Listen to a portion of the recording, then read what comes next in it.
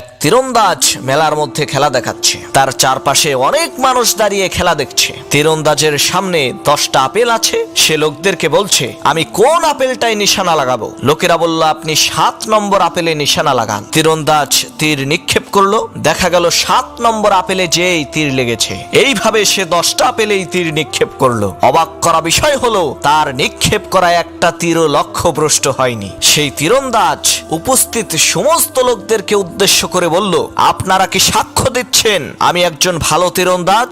সমস্ত লোকেরা বলল, হ্যাঁ, অবশ্যই আপনি একজন ভালো তীরন্দাজ।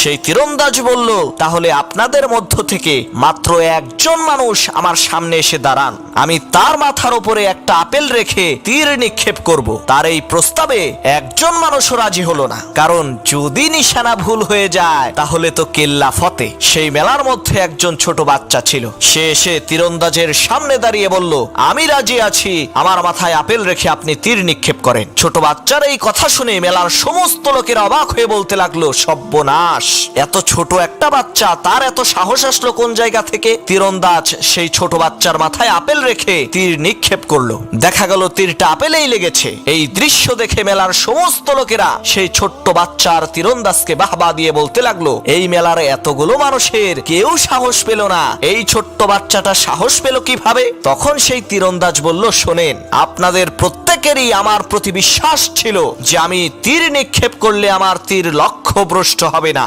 কিন্তু আপনাদের কারো একিন ছিল না। আর এই ছোট বাচ্চাটার একিন ছিল। কারণ হলো, এই ছেলেটি আর কেউ না, সে আমারই সন্তান। ছোটবেলা থেকেই তার মাথায় আপেল রেখে এইভাবে আমি তীর নিক্ষেপ করি, যার কারণে তার দিলের মধ্যে একিন হয়ে গেছে যে অবশ্যই অবশ্যই তীরটা এসে আপেলেই লাগবে। শোনো মুসলমান, আমরা ওই মেলার লোকদের মতোই, আমরা সবাই বিশ্বাস করি যে আল্লাহ তাআলাই আমাদেরকে সমস্ত বিপদ থেকে রক্ষা করবেন, কিন্তু আমরা একিন করি না, যার কারণে আমরা আল্লাহ তাআলার সাহায্য থেকে মাহরুম হয়ে যাই।